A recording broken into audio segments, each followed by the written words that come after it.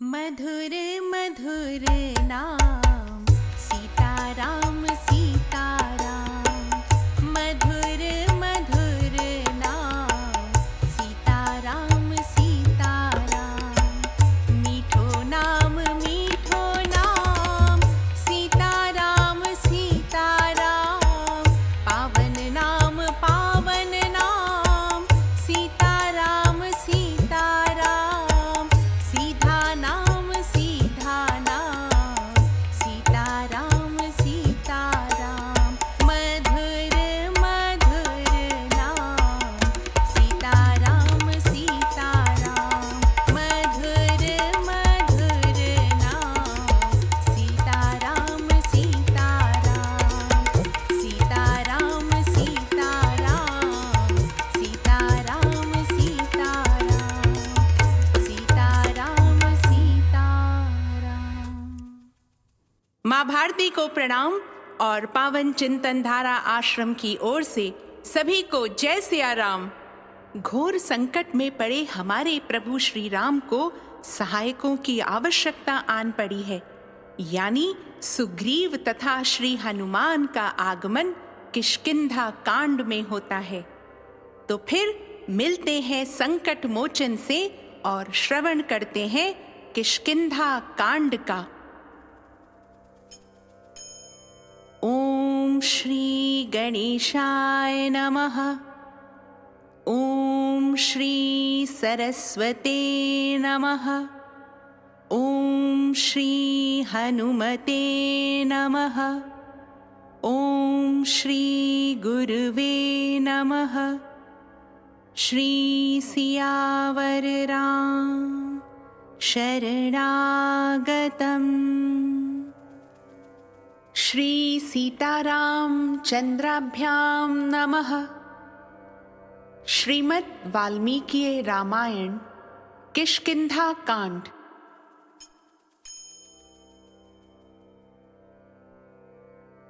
11वां सर्ग। सुग्रीव के द्वारा वाली के पराक्रम का वर्णन। वाली का दुदुम्भी दैत्य को मारकर उसकी लाश को मतंग वन में फेंकना। मतंग मुनि का वाली को शाप देना। श्री राम का दुदुम्भी के अस्थि समूह को दूर फेंकना और सुग्रीव का उनसे साल भेदन के लिए आग्रह करना। श्री रामचंद्र जी का वचन हर्ष और पुरुषार्थ को बढ़ाने वाला था। उसे सुनकर सुग्रीव ने उसके प्रति अपना आदर प्रकट किया और श्री रघुनाथ जी की इस प्रकार प्रशंसा की। प्रभो, आपके बाण प्रज्वलित, तीक्ष्ण एवं मर्म भेदी हैं। यदि आप कुपित हो जाएं तो इनके द्वारा प्रलय काल के सूर्य की भांति समस्त लोकों को भस्म कर सकते हैं, इसमें संशय की बात नहीं है। परंतु वाली का जैसा पुरुषार्थ है, जो बल है और जैसा धैर्य है, वह सब एक चित्त होकर सुन लीजिए। उसके बाद जैसा उचित हो कीजिएगा। वाली सूर्योदय के पहले ही पश्चिम समुद्र से पूर्व समुद्र तक और दक्षिण सागर से उत्तर तक घूम आता है, फिर भी वह थकता नहीं है। पराक्रमी वाली पर्वतों की चोटियों पर चढ़कर बड़े बड़े शिखरों को बलपूर्वक उठा लेता और ऊपर को उछालकर फिर उन्हें हाथों से थाम लेता है। वनों में नाना प्रकार के जो बहुत से सुदृढ़ वृक्ष थे, उन्हें अपने बल को प्रकट करते हुए वाली ने वेग पूर्वक तोड़ डाला है। पहले की बात है, यहाँ एक दुदुम्भी नाम का असुर रहता था, जो भैंसे के रूप में दिखाई देता था। वह ऊंचाई में कैलाश पर्वत के समान जान पड़ता था। पराक्रमी दुदुम्भी अपने शरीर में 1000 हाथियों का बल रखता था। बल के घमंड में भरा हुआ वह विशाल काय दुष्टात्मा दानव अपने को मिले हुए वरदान से मोहित हो सरिताओं के स्वामी समुद्र के पास गया, जिसमें उत्ताल तरंगे उठ रही थीं तथा जो रत्नों की निधि है, उस महान जलराशि से परिपूर्ण समुद्र को लांघकर उसे कुछ भी न समझकर दुदुम्भी ने उसके अधिष्ठाता देवता से कहा, मुझे अपने साथ युद्ध का अवसर दो। राजन, उस समय महान बलशाली धर्मात्मा समुद्र उस काल प्रेरित असुर से इस प्रकार बोला, युद्ध विशारद वीर, मैं तुम्हें युद्ध का अवसर देने, तुम्हारे साथ युद्ध करने में असमर्थ हूं। जो तुम्हें युद्ध प्रदान करेगा उसका नाम बतलाता हूं, सुनो। विशाल वन में जो पर्वतों का राजा और भगवान शंकर का श्वशुर है, तपस्वी जनों का सबसे बड़ा आश्रय और संसार में हिमवान नाम से विख्यात है, जहां से जल के बड़े बड़े स्रोत प्रकट हुए हैं तथा जहां बहुत सी कंदराएं और झरने हैं, वह गिरिराज हिमालय ही तुम्हारे साथ युद्ध करने में समर्थ है। वह तुम्हें अनुपम प्रीति प्रदान कर सकता है। यह सुनकर असुर शिरोमणि दुदुम्भी समुद्र को डरा हुआ जान धनुष से छूटे हुए बाण की भांति तुरंत हिमालय के वन में जा पहुंचा और उस पर्वत के गजराजों के समान विशाल श्वेत शिलाओं को बारंबार भूमि पर फेंकने और गर्जना करने लगा। तब श्वेत बादल के समान आकार धारण किए सौम्य स्वभाव वाले हिमवान वहां प्रकट हुए। उनकी आकृति प्रसन्नता को बढ़ाने वाली थी। वे अपने ही शिखर पर खड़े होकर बोले, धर्म वत्सल दुदुम्भे, तुम मुझे क्लेश न दो। मैं युद्ध कर्म में कुशल नहीं हूं। मैं तो केवल तपस्वी जनों का निवास स्थान हूं। बुद्धिमान गिरिराज हिमालय की यह बात सुनकर दुदुम्बी के नेत्र क्रोध से लाल हो गए और वह इस प्रकार बोला, यदि तुम युद्ध करने में असमर्थ हो अथवा मेरे भय से ही युद्ध की चेष्टा से विरत हो गए हो, तो मुझे उस वीर का नाम बताओ जो युद्ध की इच्छा रखने वाले मुझको अपने साथ युद्ध करने का अवसर दे। उसकी यह बात सुनकर बातचीत में कुशल धर्मात्मा हिमवान ने श्रेष्ठ असुर से, जिसके लिए पहले किसी ने किसी प्रतिद्वंदी योद्धा का नाम नहीं बताया था, क्रोधपूर्वक कहा, महाप्राज्ञ दानवराज, वाली नाम से प्रसिद्ध एक परम तेजस्वी और प्रतापी वानर हैं, जो देवराज इंद्र के पुत्र हैं और अनुपम शोभा से पूर्ण किष्किंधा नामक पुरी में निवास करते हैं। वे बड़े बुद्धिमान और युद्ध की कला में निपुण हैं। वे ही तुमसे जूझने में समर्थ हैं। जैसे इंद्र ने नमुची को युद्ध का अवसर दिया था, उसी प्रकार वाली तुम्हें द्वंद्व युद्ध प्रदान कर सकते हैं। यदि तुम यहां युद्ध चाहते हो तो शीघ्र चले जाओ, क्योंकि वाली के लिए किसी शत्रु की ललकार को सह सकना बहुत कठिन है। वे युद्ध कर्म में सदा शूरता प्रकट करने वाले हैं। हिमवान की बात सुनकर क्रोध से भरा हुआ दुदुम्भी तत्काल वाली की किष्किंधापुरी में जा पहुंचा। उसने भैंसे का सा रूप धारण कर रखा था। उसके सींग बड़े तीखे थे, वह बड़ा भयंकर था और वर्षा काल के आकाश में छाए हुए जल से भरे महान मेघ के समान जान पड़ता था। वह महाबली दुदुम्भी किष्किंधापुरी के द्वार पर आकर भूमि को कपाता हुआ जोर जोर से गर्जना करने लगा, मानो दुदुम्भी का गंभीर नाद हो रहा हो। वह आसपास के वृक्षों को तोड़ता, धरती को खुरों से खोदता और घमंड में आकर पुरी के दरवाजे को सींगों से खरोंचता हुआ युद्ध के लिए डट गया। वाली उस समय अंतःपुर में था। उस दानव की गर्जना सुनकर वह अमर्ष से भर गया और तारों से घिरे हुए चंद्रमा की भांति स्त्रियों से घिरा हुआ नगर के बाहर निकल आया। समस्त वंचारी वानरों के राजा वाली ने वहां सुस्पष्ट अक्षरों तथा पदों से युक्त परिमित वाणी में उस दुदुम्भी से कहा, महाबली दुदुम्भे, मैं तुम्हें अच्छी तरह जानता हूं। तुम इस नगर द्वार को रोक कर क्यों गरज रहे हो? अपने प्राणों की रक्षा करो। बुद्धिमान वानर राज वाली का यह वचन सुनकर दुदुम्भी की आंखें क्रोध से लाल हो गईं। वह उससे इस प्रकार बोला, वीर, तुम्हें स्त्रियों के समीप ऐसी बात नहीं कहनी चाहिए। मुझे युद्ध का अवसर दो, तब मैं तुम्हारा बल समझूंगा। अथवा वानर, मैं आज की रात में अपने क्रोध को रोके रहूंगा। तुम स्वेच्छानुसार काम भोग के लिए सूर्योदय तक समय मुझसे ले लो। वानरों को हृदय से लगाकर जिसे जो कुछ देना हो दे दो। तुम समस्त कपियों के राजा हो ना, अपने सुहृदों से मिल लो, सलाह कर लो। किष्किंधापुरी को अच्छी तरह देख लो, अपने समान पुत्र आदि को इस नगरी के राज्य पर अभिषिक्त कर दो और स्त्रियों के साथ आज जी भर कर क्रीड़ा कर लो। इसके बाद मैं तुम्हारा घमंड चूर कर दूंगा। जो मधुपान से मत्त प्रमत्त असावधान युद्ध से भगे हुए अस्त्र रहित दुर्बल तुम्हारे जैसे स्त्रियों से घिरे हुए तथा मदमोहित पुरुष का वध करता है, वह जगत में गर्भ हत्यारा कहा जाता है। यह सुनकर वाली मंद मंद मुस्कुराकर उन तारा आदि सब स्त्रियों को दूर हटा उस असुर राज से क्रोध पूर्वक बोला, यदि तुम युद्ध के लिए निर्भय होकर खड़े हो तो यह न समझो कि यह वाली मधु पीकर मतवाला हो गया है। मेरे इस मद को तुम युद्ध स्थल में उत्साह वृद्धि के लिए वीरों द्वारा किया जाने वाला औषध विशेष का पान समझो। उससे ऐसा कहकर पिता इंद्र की दी हुई विजयदायिनी सुवर्ण माला को गले में डालकर वाली कुपित हो युद्ध के लिए खड़ा हो गया। कपि श्रेष्ठ वाली ने पर्वताकार दुदुम्भी के दोनों सींग पकड़कर उस समय गर्जना करते हुए उसे बारंबार घुमाया, फिर बलपूर्वक उसे धरती पर दे मारा और बड़े जोर से सिंहनाद किया। पृथ्वी पर गिराए जाते समय उसके दोनों कानों से खून की धाराएं बहने लगी। क्रोध के आवेश से युक्त हो एक दूसरे को जीतने की इच्छा वाले उन दोनों दुदुम्बी और वाली में घोर युद्ध होने लगा।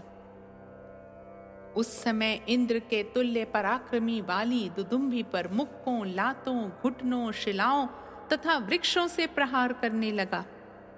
उस युद्ध स्थल में परस्पर प्रहार करते हुए वानर और असुर दोनों योद्धाओं में से असुर की शक्ति तो घटने लगी और इंद्र कुमार वाली का बल बढ़ने लगा। उन दोनों में वहां प्राणांतकारी युद्ध छिड़ गया। उस समय वाली ने दुदुम्भी को उठाकर पृथ्वी पर दे मारा, साथ ही अपने शरीर से उसको दबा दिया, जिससे दुदुम्भी पिस गया।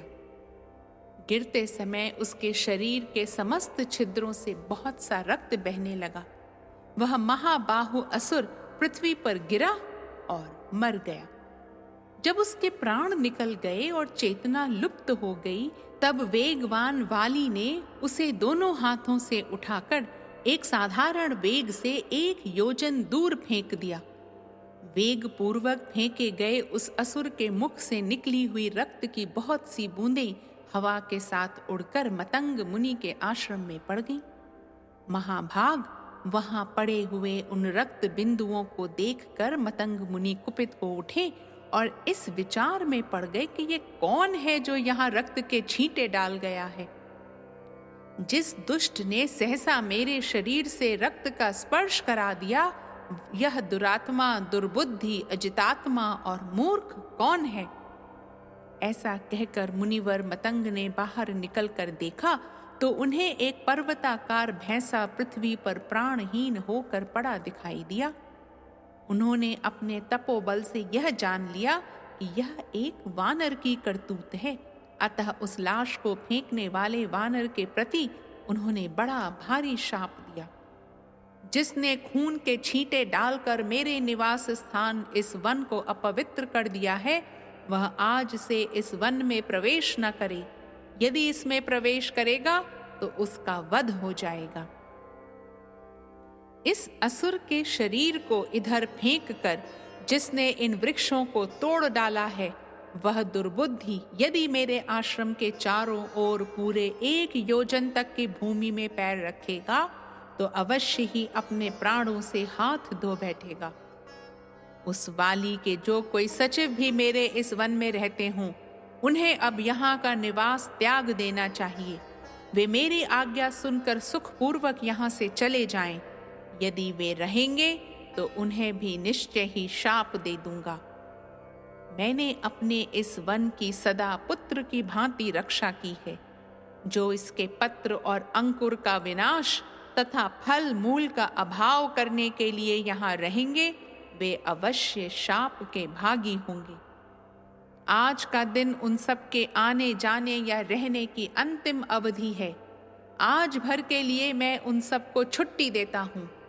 कल से जो कोई वानर यहाँ मेरी दृष्टि में पड़ जाएगा, वह कई हजार वर्षों के लिए पत्थर हो जाएगा।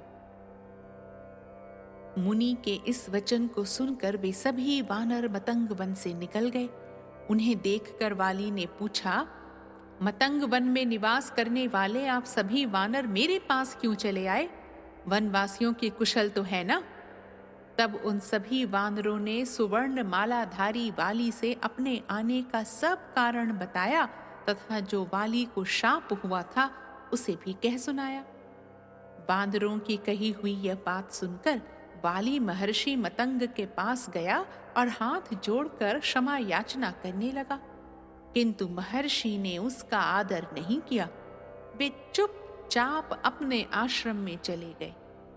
इधर वाली शाप प्राप्त होने से भयभीत हो बहुत ही व्याकुल हो गया। नरेश्वर, तब से उस शाप के भय से डरा हुआ वाली इस महान पर्वत ऋष्यमूक के स्थानों में न तो कभी प्रवेश करना चाहता है और न इस पर्वत को देखना ही चाहता है। श्री राम, यहाँ उसका प्रवेश होना असंभव है। यह जानकर मैं अपने मंत्रियों के साथ इस महान वन में विषाद शून्य होकर विचरता हूँ। यह रहा दुदुम्ब की हड्डियों का ढेर जो एक महान पर्वत शिखर के समान जान पड़ता है। वाली ने अपने बल के घमंड में आकर दुदुम्बी के शरीर को इतनी दूर फेंका था। ये 7 साल के विशाल एवं मोटे वृक्ष हैं जो अनेक उत्तम शाखाओं से सुशोभित होते हैं। वाली इनमें से एक एक को बलपूर्वक हिलाकर पत्रहीन कर सकता है। श्री राम, यह मैंने वाली के अनुपम पराक्रम को प्रकाशित किया है। नरेश्वर, आप उस वाली को सम्रांगण में कैसे मार सकेंगे? सुग्रीव के ऐसा कहने पर लक्ष्मण को बड़ी हंसी आई। वे हंसते हुए ही बोले, कौन सा काम कर देने पर तुम्हें विश्वास होगा कि श्री रामचंद्र जी वाली का वध कर सकेंगे? तब सुग्रीव ने उनसे कहा, पूर्व काल में वाली ने साल के इन 7 वृक्षों को एक एक करके कई बार बींध डाला है। अतः श्री रामचंद्र जी भी यदि इनमें से किसी एक वृक्ष को एक ही बाण से छेद डालेंगे तो इनका पराक्रम देखकर मुझे वाली के मारे जाने का विश्वास हो जाएगा। लक्ष्मण, यदि इस महिष रूपधारी दुदुम्बी की हड्डी को एक ही पैर से उठाकर बलपूर्वक 200 धनुष की दूरी पर फेंक सके तो भी मैं यह मान लूंगा कि इनके हाथ से वाली का वध हो सकता है। जिनके नेत्र प्रांत कुछ कुछ लाल थे, उन श्री राम से ऐसा कहकर सुग्रीव 2 घड़ी तक कुछ सोच विचार में पड़े रहे। इसके बाद वे ककुत्स कुलभूषण श्री राम से फिर बोले, वाली शूर है और स्वयं भी उसे अपने शौर्य पर अभिमान है। उसके बल और पुरुषार्थ विख्यात हैं। वह बलवान वानर अब तक के युद्धों में कभी पराजित नहीं हुआ है। इसके ऐसे ऐसे कर्म देखे जाते हैं जो देवताओं के लिए दुष्कर हैं और जिनका चिंतन करके भयभीत हो मैंने इस ऋष्यमूक पर्वत की शरण ली है। वानर राज वाली को जीतना दूसरों के लिए असंभव है। उस पर आक्रमण अथवा उसका तिरस्कार भी नहीं किया जा सकता। वह शत्रु की ललकार को नहीं सह सकता। जब मैं उसके प्रभाव का चिंतन करता हूँ तब इस ऋष्यमूक पर्वत को एक क्षण के लिए भी छोड़ नहीं पाता हूँ। ये हनुमान आदि मेरे श्रेष्ठ सचिव मुझ में अनुराग रखने वाले हैं। इनके साथ रहकर भी मैं इस विशाल वन में वाली से उद्विग्न और शंकित होकर ही विचरता हूँ। मित्र वत्सल, आप मुझे परम स्मरणीय श्रेष्ठ मित्र मिल गए हैं। पुरुष सिंह, आप मेरे लिए हिमालय के समान हैं और मैं आपका आश्रय ले चुका हूँ, इसलिए अब मुझे निर्भय हो जाना चाहिए। किंतु रघुनंदन, मैं उस बलशाली दुष्ट भ्राता के बल पराक्रम को जानता हूँ और समर भूमि में आपका पराक्रम मैंने प्रत्यक्ष नहीं देखा है। प्रभो, अवश्य ही मैं वाली से आपकी तुलना नहीं करता हूँ। ना तो आपको डराता हूँ और ना आपका अपमान ही करता हूँ। वाली के भयानक कर्मों ने ही मेरे हृदय में कातरता उत्पन्न कर दी है। रघुनंदन, निश्चय ही आपकी वाणी मेरे लिए प्रमाणभूत है, विश्वसनीय है, क्योंकि आपका धैर्य और आपकी यह दिव्य आकृति आदि गुण राख से ढकी हुई आग के समान आपके उत्कृष्ट तेज को सूचित कर रहे हैं। महात्मा सुग्रीव की यह बात सुनकर भगवान श्री राम पहले तो मुस्कुराए, फिर उस वानर की बात का उत्तर देते हुए उससे बोले, वानर, यदि तुम्हें इस समय पराक्रम के विषय में हम लोगों पर विश्वास नहीं होता तो युद्ध के समय हम तुम्हें उसका उत्तम विश्वास करा देंगे। ऐसा कहकर सुग्रीव को सांत्वना देते हुए लक्ष्मण के बड़े भाई महाबाहु बलवान श्री रघुनाथ जी ने खिलवाड़ में ही दुदुम्बी के शरीर को अपने पैर के अंगूठे से टांग लिया और उस असुर के उस सूखे हुए कंकाल को पैर के अंगूठे से ही 10 योजन दूर फेंक दिया। उसके शरीर को फेंका गया देख सुग्रीव ने लक्ष्मण और वानरों के सामने ही तपते हुए सूर्य के समान तेजस्वी वीर श्री रामचंद्र जी से पुनः यह अर्थ भरी बात कही, सखे, मेरा भाई वाली उस समय मदमत्त और युद्ध से थका हुआ था और दुदुम्भी का यह शरीर खून से भीगा हुआ मांस युक्त तथा नया था। इस दशा में उसने इस शरीर को पूर्व काल में दूर फेंका था, परंतु रघुनंदन, इस समय यह मांसहीन होने के कारण तिनके के समान हल्का हो गया है और आपने हर्ष एवं उत्साह से युक्त होकर इसे फेंका है। अतः श्री राम, इस लाश को फेंकने पर भी यह नहीं जाना जा सकता कि आपका बल अधिक है या उसका, क्योंकि वह गीला था और यह सूखा। यह इन दोनों अवस्थाओं में महान अंतर है। तात, आपके और उसके बल में वही संशय अब तक बना रह गया। अब इस 1 साल वृक्ष को विदीर्ण कर देने पर दोनों के बलाबल का स्पष्टीकरण हो जाएगा। आपका यह धनुष हाथी की फैली हुई सूंड के समान विशाल है। आप इस पर प्रत्यंचा चढ़ाइए और इसे कान तक खींचकर साल वृक्ष को लक्ष्य करके एक विशाल बाण छोड़िए। इसमें संदेह नहीं कि आपका छोड़ा हुआ बाण इस साल वृक्ष को विदीर्ण कर देगा। राजन, अब विचार करने की आवश्यकता नहीं है। मैं अपनी शपथ दिलाकर कहता हूं, आप मेरा यह प्रिय कार्य अवश्य कीजिए। जैसे संपूर्ण तेजों में सदा सूर्य देव ही श्रेष्ठ हैं, जैसे बड़े बड़े पर्वतों में गिरिराज हिमवान श्रेष्ठ हैं और जैसे चौपायों में सिंह श्रेष्ठ है, उसी प्रकार पराक्रम के विषय में सब मनुष्यों में आप ही श्रेष्ठ हैं। इस प्रकार श्री वाल्मीकि निर्मित आर्ष रामायण आदि काव्य के किष्किंधा कांड में 11वां सर्ग पूरा हुआ। श्री राम राम रघुनंदन राम राम, श्री राम राम भरताग्रज राम राम, श्री राम राम रणकरकश राम राम, श्री राम राम शरणं भव राम राम।